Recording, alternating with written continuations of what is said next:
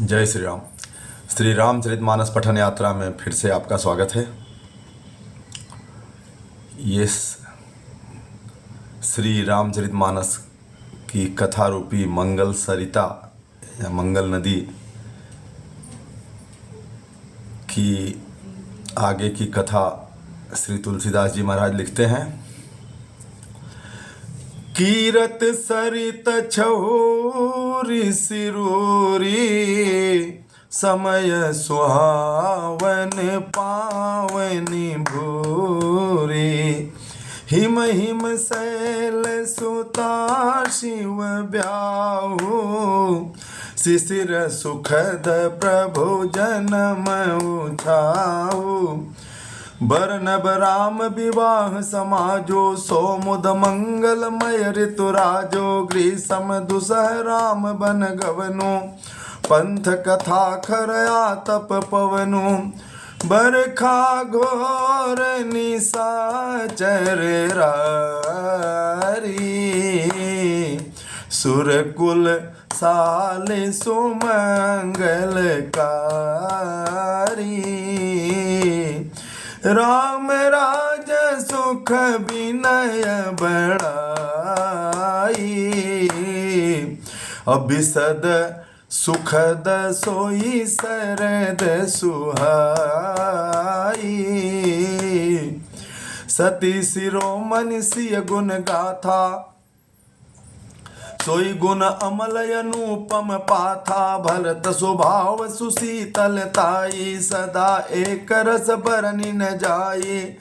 अवलोकन बोलनि मिलने, प्रीति परस परहास।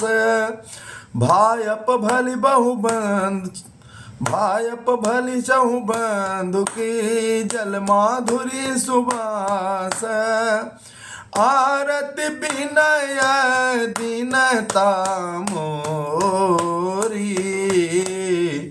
लघुता सलील सु, लघुता ललित सुबारिन थोरी।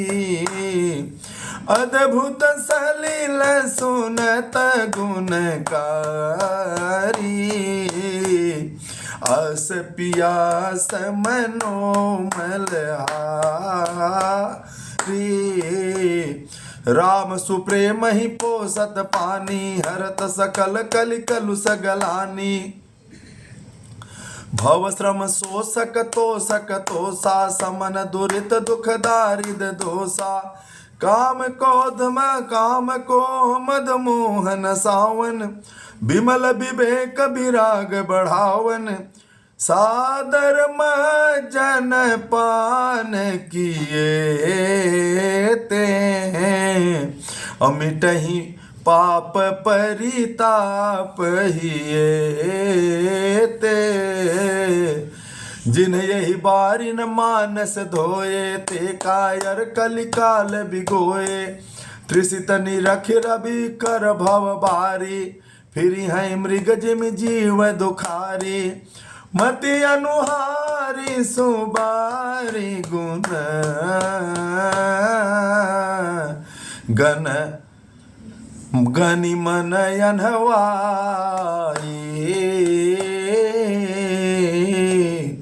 असुमिर भवानी शंकर कह कवि कथा सुहाई।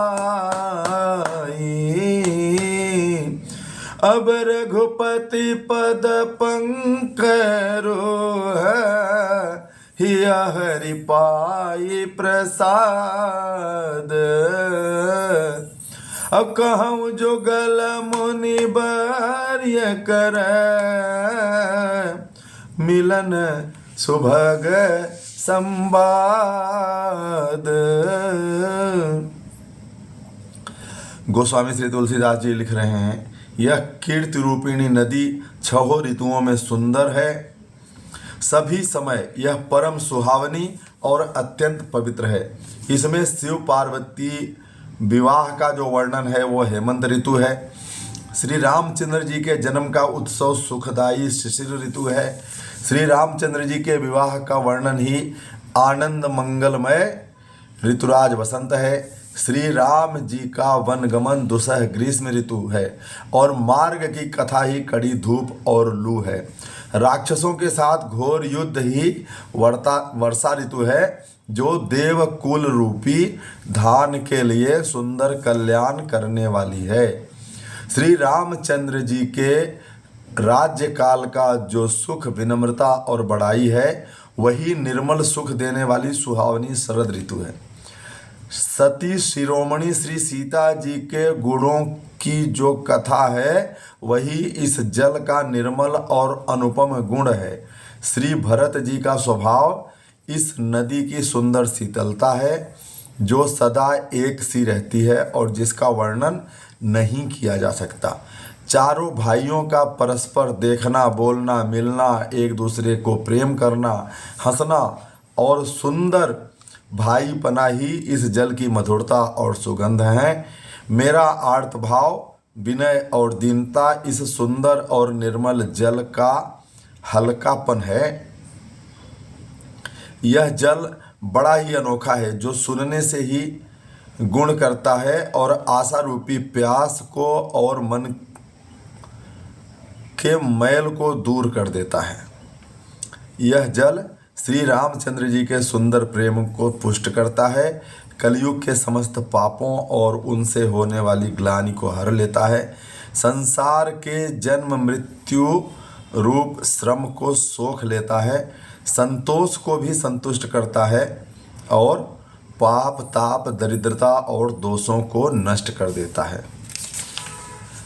यह जल काम, क्रोध, मद और मोह का नाश करने वाला है और निर्मल ज्ञान और वैराग्य को बढ़ाने वाला है।